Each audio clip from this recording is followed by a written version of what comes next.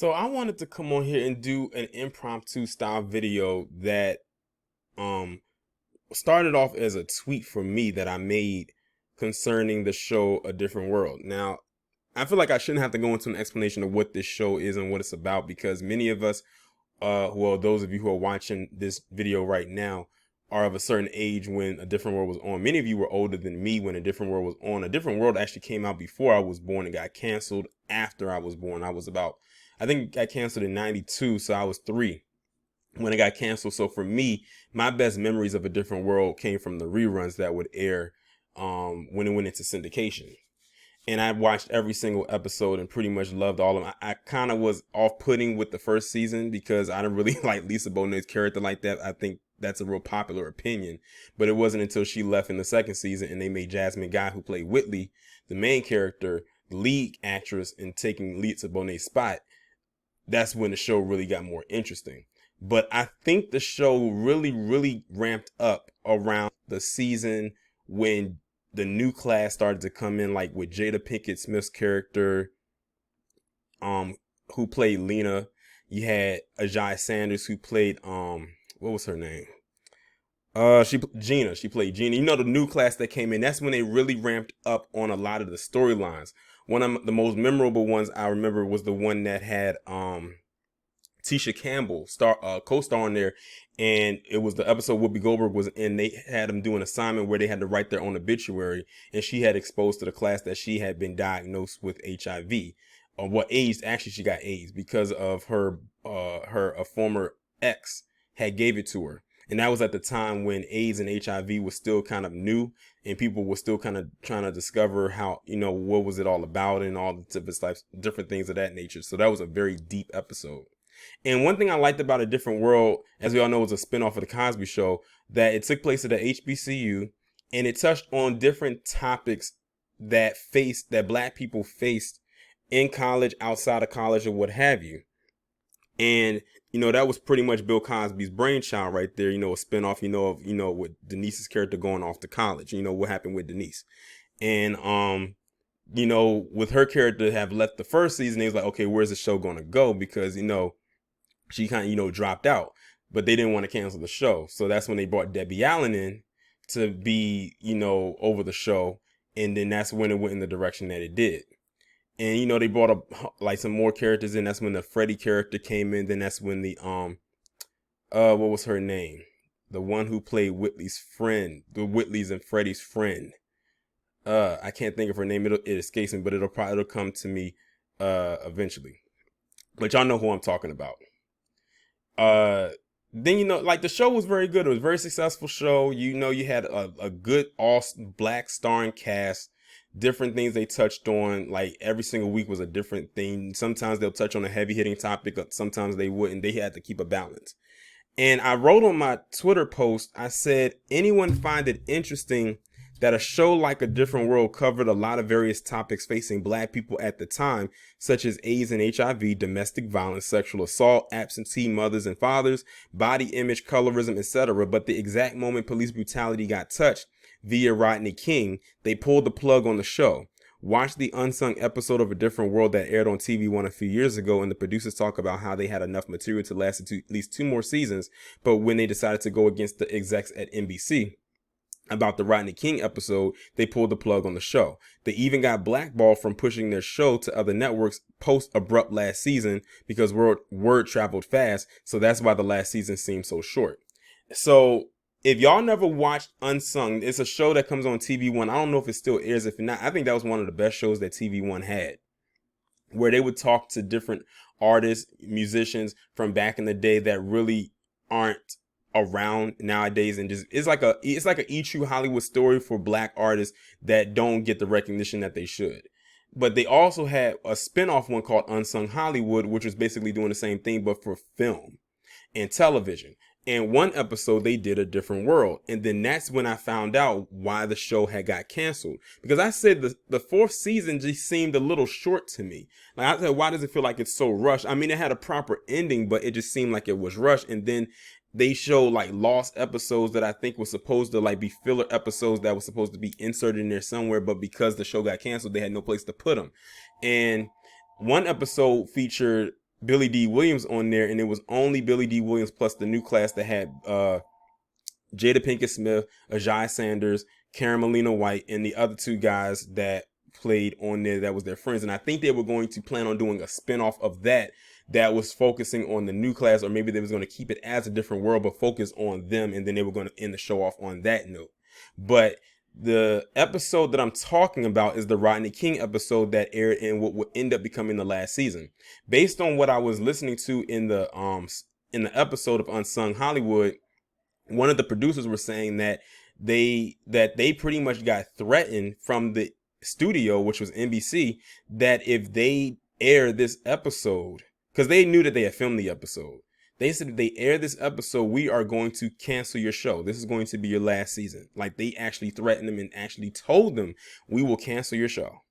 So the people over the show called their bluff and aired the episode anyway. It was the opening episode of that season. It was post season, I forgot what season it was, of Whitley and Dwayne getting married. And it was supposed to be their honeymoon episode, and they were, they were in LA, and it was basically showing that, they got caught up in the riots that happened because of what happened with Rodney King. Tack on the fact that they also had Sister Souljah in the episode, who at that time, a lot of lamestream media did not like her. Like, she was like the female, I guess you can say, Dr. Khalid Muhammad. So a lot of people didn't like her already. And, she had as much hate come to her as Shahrazad Ali did because they were out around the same time. So she was really for her people. So they featured her in the episode where she was in the store with Whitley trying to buy something. And then she had gave her a little spill about what happened after they showed on the TV what happened with Rodney King. So add all of that up, plus how the episode went, because it was on a story time type of feel where they were back from their honeymoon and they were telling the people back at the campus in the dorm what had happened. So they aired the episode against NBC's wishes, and NBC got on the phone and called them and said, okay, y'all wanted to play hardball, we'll play it back. Your show is canceled. This is their last season. Y'all can air whatever episodes y'all have left and we'll run it, but this is it. No more. And that's what happened.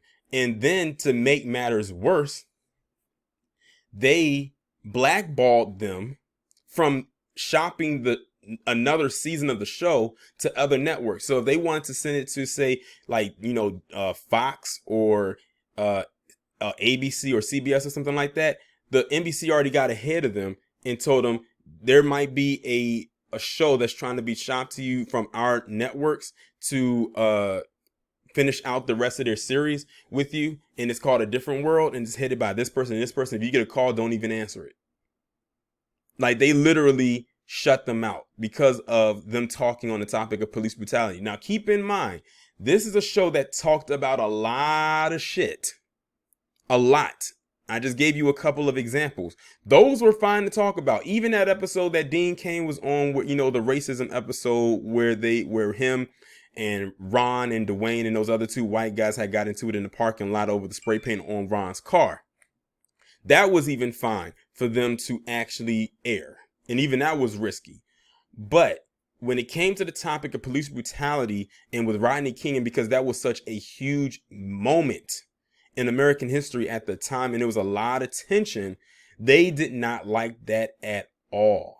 So the reason I mentioned that, and before I go any further into my reasoning of even doing this video and mentioning it, someone else had left a comment about the show Rock.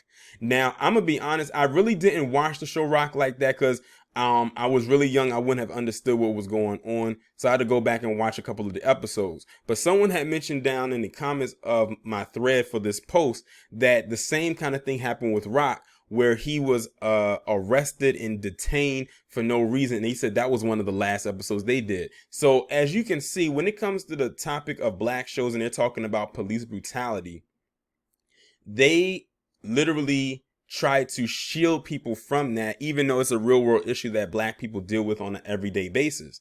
So their way of getting back at it is to cut the cord on the show altogether. And if you fast forward to today, how many shows do you see are actually talking about police brutality like that? Not many, or if any at all. I know they kind of talked about it a little bit in Fresh Prince, but it wasn't really police brutality. It was just like they were wrongfully arrested. And that was that episode where Will and Carlton were driving that car, and it was in the early, I think it was in the first season. And that was when Carlton was, him growing up in the suburbs, he wasn't really exposed to the same things that Will was exposed to as someone who grew up in the streets of Philly, or even his dad, because his dad came from the ghetto himself before he became a lawyer at the time, then turned judge. So Carlton was like literally like a spoon fed, raised with a silver spoon in his mouth type of person. So he thought that if they had a map, then they would have been good, not realizing they only stopped them because these were two black males driving in a nice car that they automatically assumed was stolen, when it was actually the car belonged to Carlton's dad's boss, who was a white guy. So they kind of touched on it a little bit, but they didn't really go heavy with it.